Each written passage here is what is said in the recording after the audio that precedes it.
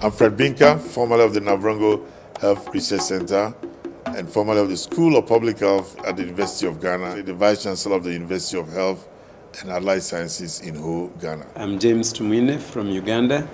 I'm editor of African Health Sciences and professor of pediatrics at the same institution.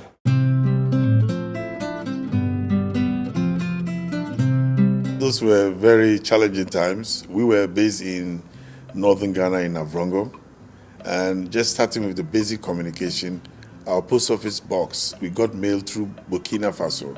So people kept on wondering, what is wrong with these guys? Ghana Vitamin A Supplementation Trials, P.O. Box 57, Po, Burkina Faso. Everybody thought something was wrong. But the idea was that we're 900 kilometers north of Accra. There was no communication between Accra and Navrongo. In fact, mail never arrived. So we didn't try to send mail through Ghana. We sent our mail through Burkina Faso, which had a better system. So you couldn't talk about telephone, fax, nothing. I lived in Uganda through very difficult times during the times of Idi Amin, where it was extremely difficult to get anything to read. So of course, as you remember, there was no internet, no telephone.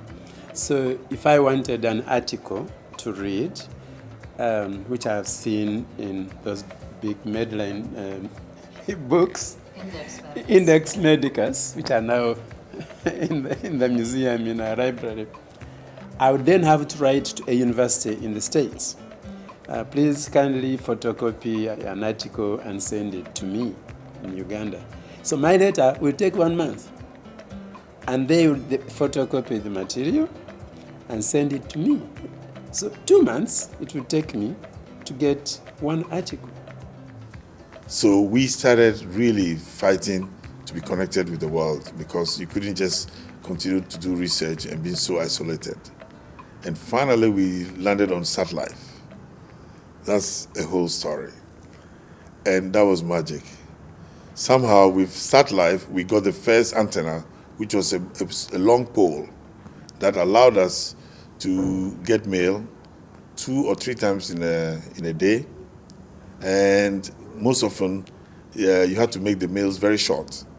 So sometimes you saw the mail, but it would take 2 or 3 passes before the mails dropped. And everybody will jump and say, hooray, we've got mail.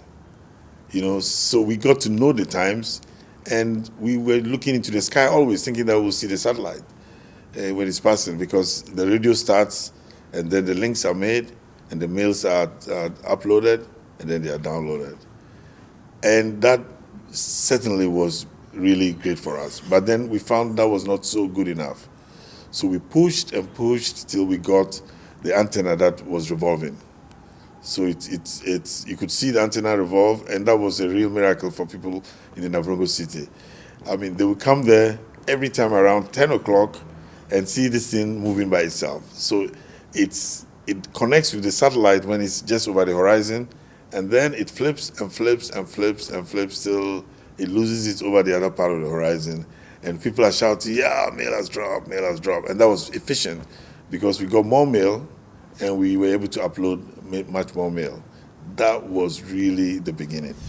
I recently talked to my ex-professor, and he couldn't believe what I was doing. It was totally beyond his expectations, because he trained many Africans who've gone back to their countries.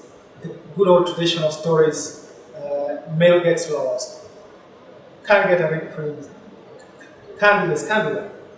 Now, I am functioning as well as anyone in the US or in Europe regarding communication. We are at par. We manage projects, some researching in the Netherlands, some researching in the UK. We forward mail to each other, we plan, we agree, we disagree, and we run projects in Africa at par, because we can discuss at par. It's not one man writing you a letter, giving you instructions. There's a difference there. You can, on a same time scale, agree or disagree. It's a completely different way of communicating. Now we are in a different age where we can make material accessible on the click of the, whatever you call it, on the mouse. Now, that's why I'm married to the movement of free access. So if we can publish material and make it available, freely available, then we are training our students, our staff, and keeping them up to date. And they will be high-class scientists and health workers. That's what motivates me. And that's why we have literally abandoned the written material in paper. Because it's expensive, that means it takes our money and our energies without any reward. The only reward we get in this work is to know that the students we are training, the people in Nigeria who are reading our materials, the people in Ghana who are reading our materials are benefiting, improving their knowledge, and therefore improving healthcare in their countries. We've had the next generation actually move up and to take up the mantle and really do bigger things than we had done in the past. And I'm hoping that many more of these younger scientists will get on board and they will take the fight to the end.